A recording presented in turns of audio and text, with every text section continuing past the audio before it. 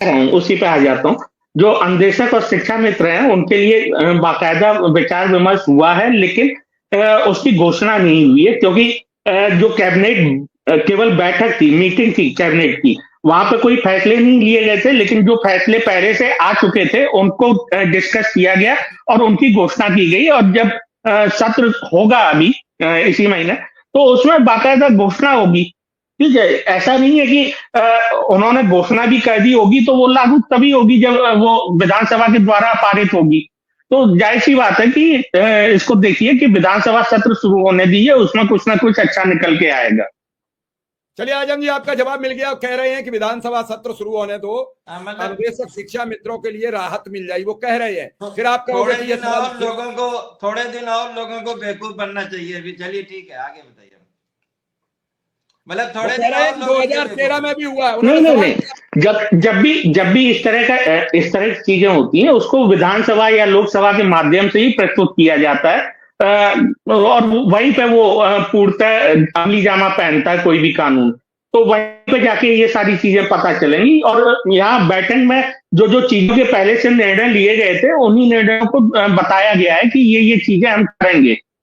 जी जी आजम साहब, वो कह रहे हैं कि हम करेंगे। आप फिर वही सवाल उठा रहे हैं। 2 बार आपने उनसे पूछा, तब फिर उन्होंने बता दिया। वो कह रहे हैं कि चिंता मत करो, हम करेंगे, हम करेंगे, करेंगे। आशा करते हैं कि शिक्षा मित्रों और अन्वेषकों को न्याय मिलेगा। उन्हें 2027 तक इंतजार नहीं करना पड़ेगा। नहीं, ऐसा नहीं है। देखिए, 2020 से मैं भी जुड़ा हुआ हूँ शिव कुमार भाई साहब के साथ, और मैं भी इस चीज को उठा रहा हूँ। हमारे नेता माननीय ओम प्रकाश राजभर जी भी उठाते हैं इन मुद्दों को।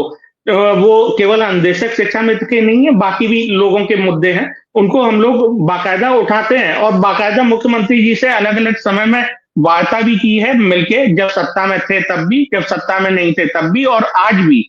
आज के जब सत्ता में दोबारा से साथ हैं, सहभागी हैं, तब भी इन चीजों के ऊपर जब भी मिलना होता है मुख्यमंत्री जी से, उनके साथ बात करते हैं। अगर आपको याद होगा, अभी जब मुख्यमंत्री जी की रैली हुई थी, उस समय केवल उसी दिन हमारे नेता माननीय ओम प्रकाश राजभर जी उनसे मिले थे। उस दिन भी उन्होंने इस विषय में बात की थी। हुआ ये था कि केवल ये एक गलत मैसेज चला गया लोगों के ऊपर कि उन्होंने तुरंत बुला लिया लोगों को, और उस समय लोग लखनऊ में उपस्थित थे और रैली गाजीपुर या मऊ में हुई थी, जैसा मुझे याद आ रहा है। ठीक है, तो उसको उन्होंने मुद्दा बना लिया था शिक्षा मित्रों ने और अन्वेषकों ने कि हमें तुरंत बुला लिया, कोई था नहीं बात करने को।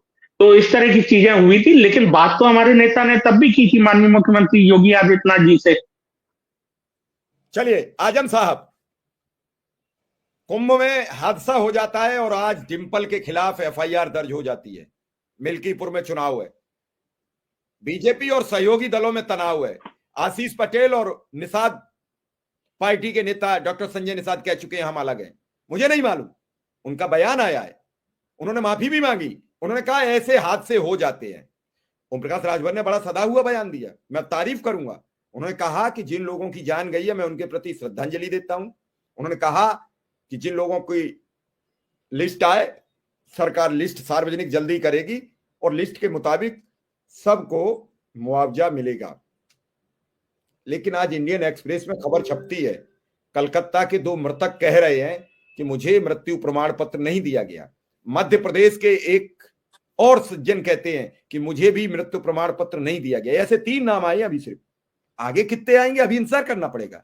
ये जांच में कहां होंगे, कैसे होंगे, समाजवादी पार्टी का इस सब पर रोल क्या है, समाजवादी पार्टी क्या करेगी। अखिलेश यादव ने ऐलान कर दिया कि सदन नहीं चलने देंगे जब तक कुंभ पर बात नहीं होगी। प्रधानमंत्री जी का 5 तारीख का दौरा प्रस्तावित है, कई जगह आज खबरें चली हैं, उन्होंने दौरा निरस्त कर दिया है। क्या है समाजवादी पार्टी का रोल?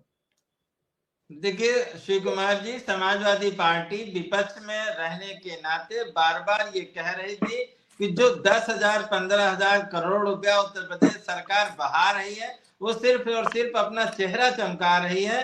जो जमीनी हकीकत है, यानी जो मेला क्षेत्र की तैयारी है, वो सही नहीं है। उसके वीडियोस भी बार बार लोगों ने ही दिया। समाजवादी पार्टी कोई शूटिंग करने या समाजवादी पार्टी कोई मीडिया हाउस नहीं चला रही है। जो मीडिया के लोग वहां जाते थे वो अनऑफिशियल भेजते थे। क्योंकि ऑफिशियली तो मीडिया का आदमी कहने को, बताइए 18 घंटा भगदड़ में किसी के मरने की खबर को मीडिया ने चलाया ही नहीं जब तक सरकार ने कह दिया। सिर्फ और सिर्फ वही मीडिया ग्रुप चला पाए। आज जैसे